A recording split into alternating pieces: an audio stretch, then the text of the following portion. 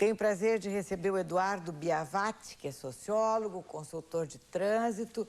Dia 25 ele está lançando este livro, Rota de Colisão, a cidade, o trânsito e você, em parceria com a Heloísa Martins. Ele está fazendo um tour pelo estado, dando palestras. Pode ser, eu tenho esperança que as pessoas se orientem mais no trânsito.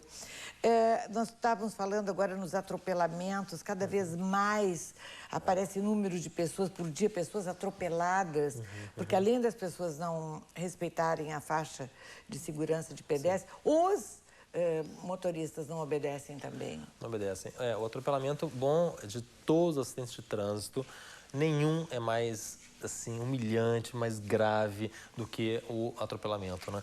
Na verdade, quem morre mesmo no trânsito são os pedestres. É fácil entender por quê, mas mesmo assim as pessoas ainda têm uma ideia de que pedestre morre, assim, existe essa leitura das pessoas, morre porque também é absurdo, a pessoa se jogou no meio da pista, tinha mais que morrer, era um bêbado, né? A pessoa também não tem respeito a si mesma. E se a gente parar para olhar a circulação do pedestre na cidade, você vai ver que nem sempre tem para onde passar. Nem sempre, assim, a faixa, quando a faixa pintada, ela sempre está muito longe dos fluxos normais das pessoas. Então, tem calçada, porque se não tiver calçada, a pessoa vai pelo asfalto. Então, na verdade, antes de sair julgando o pedestre, nós teríamos que parar e olhar a cidade. E entender que o atropelamento não é quando o carro passa por cima da pessoa, se só passasse por cima, até que seria bom demais. Na verdade, o atropelamento é uma coisa muito mais violenta, porque é uma rasteira pelas pernas do pedestre, que vai terminar com um voo e a cabeça no chão. O pedestre morre de lesão cerebral. E é diferente do atropelamento de um adulto e de uma criança, que tu faz o esquema aqui, que tem os desenhos. Exatamente. Por quê? Por que com criança um carro a 40 por hora já é uma grande ameaça? Por quê? Porque a criança é menor. Então, quanto menor a estatura, mais alto é o ponto de impacto. Em mim, um carro me atingiria para a altura dos joelhos. Sim. Uma criança, já quase no tórax. Para cima. No caso da criança, é quase que um boliche. A criança, ela recebe um impacto e é jogada para frente. Mas só que quanto mais alto for esse impacto, mais fatal é. Né? Então, eu me lembro em Brasília, no hospital, no Sara, olha, assim, em 10 anos, talvez eu tenha conhecido 2 crianças que conseguiram sobreviver para chegar para a reabilitação, né? É grave. E depois, a 100 km por hora, o cérebro continua, essa velocidade continua, né? Continua, porque as pessoas esquecem que o nosso cérebro, ele não está colado aqui dentro do crânio, né? Então, quando tem um impacto desse, o cérebro chacoalha, literalmente, ele sai batendo dentro do crânio, se desfazendo. Então, quando o pedestre escapa de um atropelamento a uma velocidade mais razoável, ele, se escapar, você pode ter certeza, ele vai ter uma lesão cerebral. Sim, e tem as lesões medulares também. Muito graves. A questão da lesão medular, ela é ainda mais importante de ser falada, porque ela ajuda a entender o que acontece com o passageiro do banco traseiro dos carros. As pessoas, elas não entenderam, ou ninguém disse também, né? Para que é que serve usar a droga do cinto no banco traseiro? Mas a verdade é que ninguém usa, né? No dianteiro o pessoal já usa muito, mas no banco traseiro ainda não. Não, é muito raro usar. Mas as pessoas deveriam usar se soubessem que uma pessoa solta lá atrás, não é só que ela vai se machucar necessariamente, ela pode acabar matando quem está na frente. Muitas vezes, por mais incrível que possa parecer, o passageiro do banco traseiro, ele sai projetado pelo para-brisa. Agora, como é que passa? Imagina alguém atrás do seu banco, se ela vai passar pelo vidro, sim, onde é que ela te jogou? Ela literalmente prensa os passageiros para atravessar e atravessa.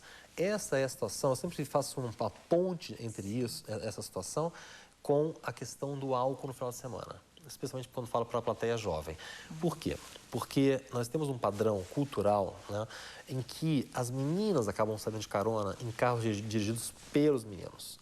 Que já beberam todas antes de ir para a festa. Já antes de ir e lá durante também, né? Se a menina lá atrás, a menina que entrou de carona lá atrás, não colocou o cinto às 10 da noite, ela vai voltar sem cinto às 3 da manhã. Você pode ter certeza disso. Agora, não é que as meninas não bebam. As meninas também bebem bastante hoje em dia. Só que elas têm que saber que os homens bebem, em média, 2 vezes mais álcool do que as mulheres. Então, quando uma menina, 2, 3 da manhã, 4 da manhã, né, bebeu todas, está lá passando mal, enjoadíssima, quando ela fala para si mesma, não estou bem, pode multiplicar por 2, por 3, o que já beberam. Se ela foi sem cinto às 10 da noite, não é às 3 da manhã que ela vai colocar, né? Claro, e ela não vai chamar pai, mãe, tio, avó para buscá-la, seja lá onde for, não vai voltar a pé, vai voltar com quem levou. Então, eu sempre tento mostrar como que essa situação de final de semana, aparentemente muito bacana da turma, pode resultar num acidente grave para as meninas que estão lá atrás, né? Aqui tu mostras um esquema de uma segunda colisão, os órgãos internos do que acontece também. Isso. Essa é outra coisa importante que as pessoas têm que entender. Todo acidente de trânsito, todo impacto, seja um atropelamento, seja uma colisão entre dois veículos, né? Ela sempre se divide em 3 impactos. O primeiro impacto, que é digamos, o carro contra outro carro. O segundo impacto, que é o corpo contra o carro, lá dentro. E tem um terceiro impacto, que é dos órgãos internos contra o próprio corpo. Fígado, rim, intestino, baço, estômago, esses nossos órgãos. Perfuram. Claro, né? E são carnes moles, a gente chama de carnes moles, né? Esse impacto entre os órgãos rompe, né? Os rompe e leva à hemorragia, a famosa hemorragia interna, né? Então, quanto Tem pessoas mais que alta a descem até velocidade... de um acidente andando, quando vê a pessoa morre. Não, eu conheço vários casos. Pessoas que não quebraram um dedinho, né? Não tiveram um hematoma, mas morreram de hemorragia interna, né?